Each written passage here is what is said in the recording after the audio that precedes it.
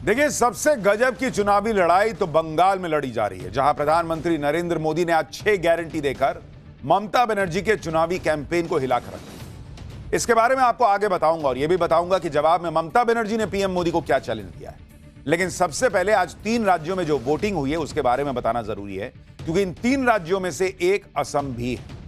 असम में 126 सीटों पर वोट पड़े हैं, जहां 2 बार से चुनाव बीजेपी जीत रही और इस बार हैट्रिक लगाने के लिए जोर लगा रही है। केरलम में 140 सीटों पर वोट पड़े हैं। यहां 2 बार से चुनाव जीतने वाली सत्ताधारी पार्टी लेफ्ट इस बार अपनी सरकार बचाने में जुटी है। तीसरा राज्य है पुडुचेरी, जहां 30 सीटों के लिए मतदान हुआ। यहां बीजेपी की गठबंधन वाली सरकार सत्ता में। इन राज्यों में क्या वोटिंग, आज जो वोटिंग हुई उसमें क्या खेला हुआ? असम में भयंकर बंपर वोटिंग का मतलब क्या है? केरलम में क्या कांग्रेस को लाइफलाइन मिल पाएगी? आज सबके बारे में बताऊंगा। लेकिन आप यह भी देखें कि इधर 3 राज्यों में वोटिंग खत्म हुई, उधर बंगाल में आज से चुनाव का पारा हाई लेवल पर चला गया। पीएम मोदी के मैदान में उतरने से चुनाव में नया करंट दौड़ गया। पीएम मोदी ने आज बंगाल में 1 नहीं, 2 नहीं, 3 रैली की बॉस। उन्होंने बंगाल में अपनी 6 गारंटी लॉन्च कर दी। नरेंद्र मोदी ने पहली गारंटी दे दी है कि टीएमसी की गुंडागर्दी खत्म करूंगा, कानून का राज बंगाल में लाऊंगा अगर बीजेपी की सरकार बनी। मोदी की दूसरी गारंटी है सरकारी सिस्टम जनता के प्रति जवाबदेह होगा। मोदी की तीसरी गारंटी, टीएमसी के हर घोटाले की फाइल खुलेगी। महिलाओं के साथ हुए अन्याय यानी रेप केसेस वगैरह की पुरानी फाइलें फिर से खोली जाएंगी। मोदी की चौथी गारंटी, टीएमसी के राज में करप्शन करने वालों को जेल भेजेंगे।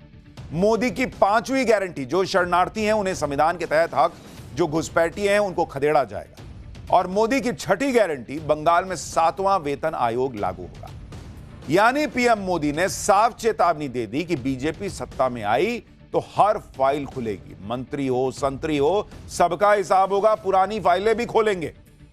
सुनिए पीएम मोदी ने टीएमसी को क्या चेतावनी दी। और मैं टीएमसी को साफ कह देना चाहता हूं, बंगाल में कानून का राज स्थापित होने से अब वो रोक नहीं सकती। बंगाल में कानून का असली राज 4 मई के बाद शुरू होगा।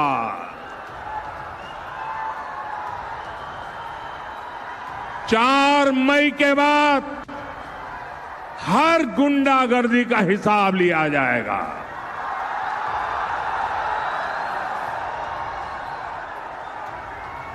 चुन चुन करके हिसाब लिया जाएगा। बंगाल में अब टीएमसी का भय नहीं, भाजपा का भरोसा चलेगा।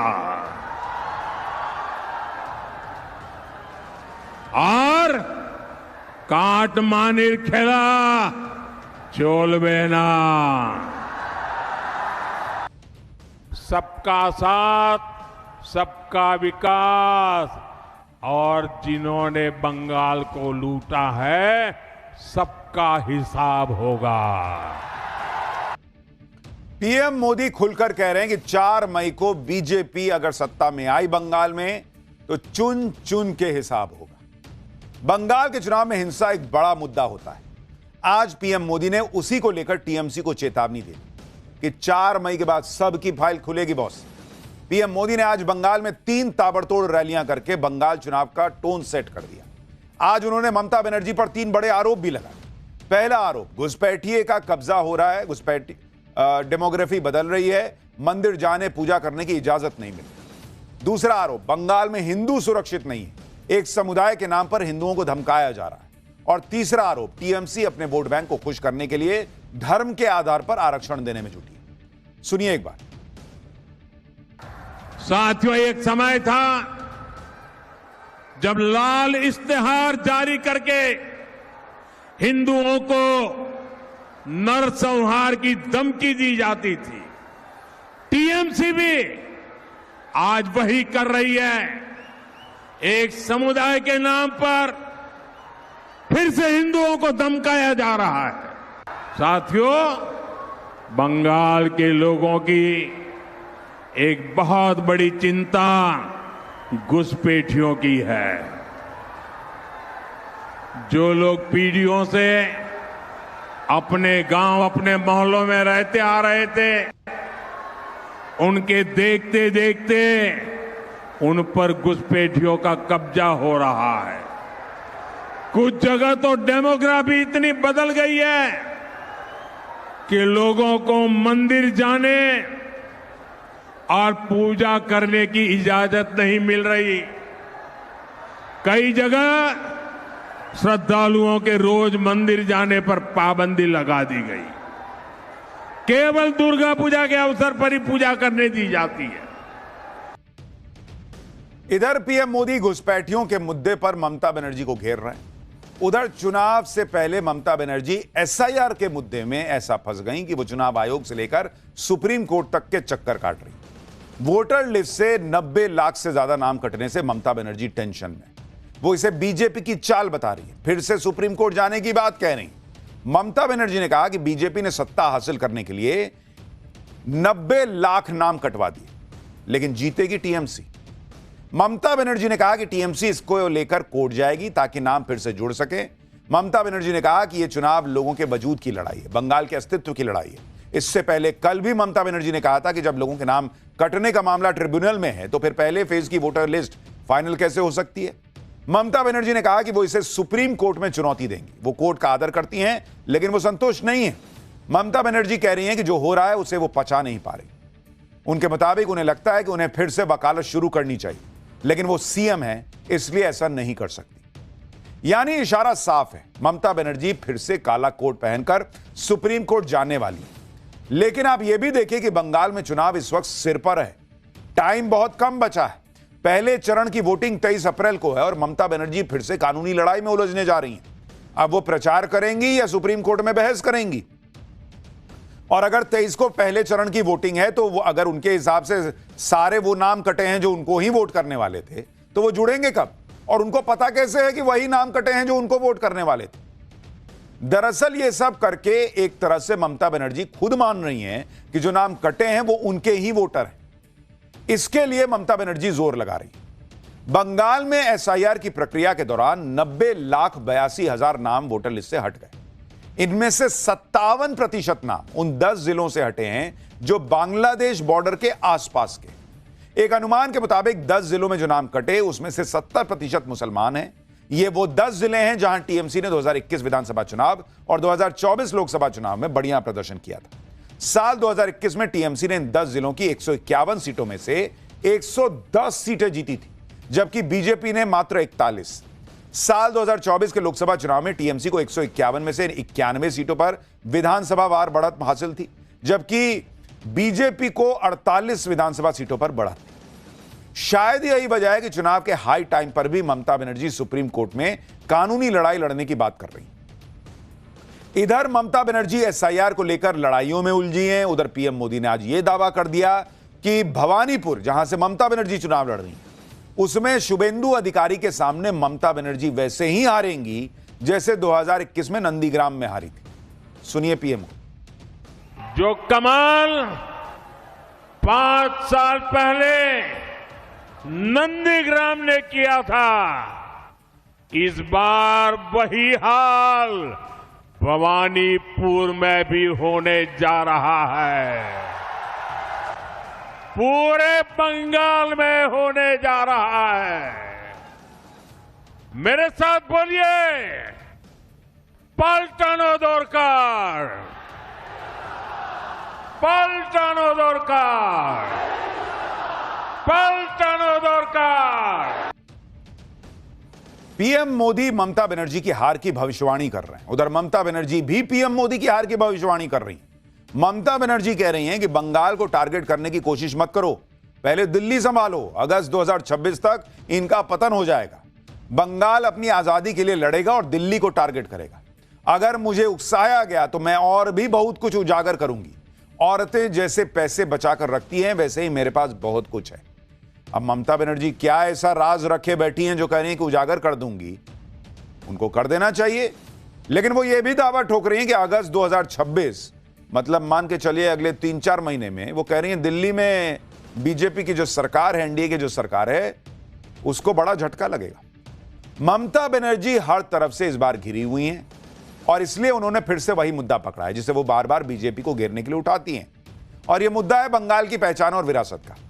बीजेपी ममता बनर्जी पर तुष्टीकरण की राजनीति का आरोप लगाती है, एंटी हिंदू राजनीति करने का मामला उठाती है। इसकी काट में ममता बनर्जी ने आज बीजेपी पर निशाना साधते हुए कहा कि हम पर गैर पारंपरिक धार्मिक मान्यताएं थोपी जा रही हैं। बंगाल का मुख्य त्योहार दुर्गा पूजा है। मैं हिंदू मंत्र पढ़ती हूं लेकिन ईद और क्रिसमस में भी हिस्सा लेती हूं। यही हमारी संस्कृति है। जनता को समझदारी से फैसला करना होगा। बंगाल पर कब्जा करने, भाषा को दबाने और कुछ खाने की चीजों पर रोक लगाने की कोशिश हो रही है।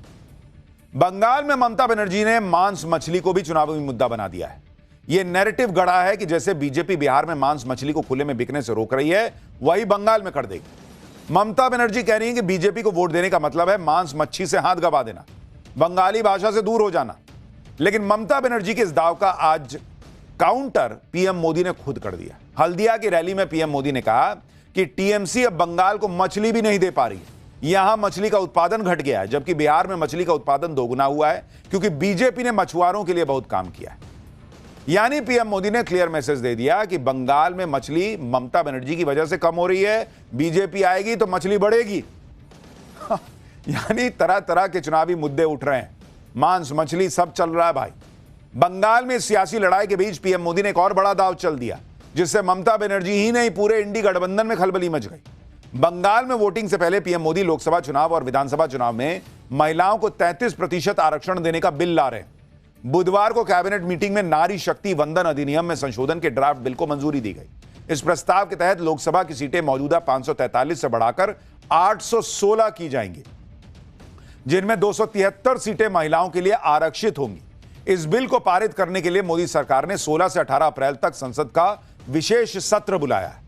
संसद से मंजूरी मिलने के बाद यह कानून 31 मार्च 2029 से लागू हो जाएगा। उसी साल होने वाले लोकसभा चुनाव में पहली बार प्रभावी होगा। राज्यों की विधानसभाओं में भी इसी अनुपात में सीटों का आरक्षण होगा। पीएम मोदी ने सभी पार्टियों के सांसदों से इस बिल को लेकर समर्थन मांगा है, लेकिन इंडी गठबंधन इस बिल की टाइमिंग पर सवाल उठा रहा है। उसे इस बात से ऐतराज है कि बिल को तमिलनाडु और बंगाल के चुनाव से पहले क्यों लाया जा रहा है। क्या महिला वोटर को प्रभावित करने का प्रयास हो रहा है? इंडी गठबंधन यह जानता है कि पीएम मोदी को महिलाओं के भर भर के वोट मिलते रहे। कई राज्यों में पीएम मोदी को महिला वोटरों का जबरदस्त सपोर्ट मिला है। इसलिए इंडी गठबंधन को यह टेंशन है कि इस बिल के जरिए पीएम मोदी बंगाल चुनाव में कहीं आधी आबादी को न साध लें। और जहां तक बंगाल का सवाल है तो बीजेपी ममता के खिलाफ महिला सुरक्षा का मुद्दा पहले ही उठा रही है। इसलिए टीएमसी पीएम मोदी के नए दांव पर फायर है। इसी बीच इंडी गठबंधन में ममता बनर्जी की बड़ी हिमायती समाजवादी पार्टी ने महिला आरक्षण के मामले में मुस्लिम कार्ड खेल दिया। समाजवादी पार्टी के नेता मांग कर रहे हैं कि 33% आरक्षण के अंदर भी मुस्लिम महिलाओं को आरक्षण अलग से दो। सुनिए एक बार। इंडी गठबंधन धर्म के आधार पर आरक्षण मांग रहा है। उधर पीएम मोदी ने इसी के आधार पर ममता बनर्जी को यह कहकर फंसा दिया कि बंगाल में तो ममता बनर्जी धर्म के आधार पर आरक्षण देने में जुटी हुई हैं। अपने वोट बैंक को खुश करने के लिए धर्म के आधार पर आरक्षण देने में जुटी है। कोर्ट बार बार इस साजिश को खारिज करता है, लेकिन तुष्टीकरण की बीमारी ऐसी है कि ये कोर्ट तक को नहीं मानते, संविधान को नहीं मानते। ममता बनर्जी की एक और टेंशन है बंगाल के मुस्लिम वोटों में लगने वाली सेंध, क्योंकि बंगाल के ओवैसी कहे जाने वाले हुमायूं कबीर ने महीनों से माहौल बना रखा है। बंगाल के ओवैसी के साथ खुद असदुद्दीन ओवैसी बंगाल में पूरी ताकत लगा रहे हैं और अगर मुस्लिम वोट टूटे तो ममता बनर्जी को बड़ा नुकसान होगा। इसलिए हुमायूं कबीर ओवैसी की जोड़ी की काट के लिए टीएमसी लगातार कह रही है कि हुमायूं कबीर बीजेपी की बी टीम है। लेकिन हुमायूं कबीर टीएमसी को चैलेंज कर रहे हैं कि इन आरोपों को साबित करके दिखाओ, नहीं तो 2000 करोड़ का मानहानि का केस करूंगा। बीजेपी संगे कोनो अर्थनैतिक डिलिंग से कोनो जायगाय यदि प्रमाण दिते पारे ममता बनर्जी, अभिषेक बनर्जी, कुणाल घोष, চ্যাং ব্যাং ওদের যেখানে ছাগল পাগল আছে সবাইকে আমার চ্যালেঞ্জ থাকলো যদি পিএমওর সাথে বিজেপির কোনো নেতার সাথে অমিত শাহর সাথে শুভেন্দু অধিকারীদের সাথে কারোর সাথে কোনো আমার লেনদেনের কোনো প্রমাণ করতে পারে, ওরা যা বলবে সেটা দেবে। আর যদি না পারে ওদের বিরুদ্ধে 2000 কোটি টাকার মানহানি মামলা করবো।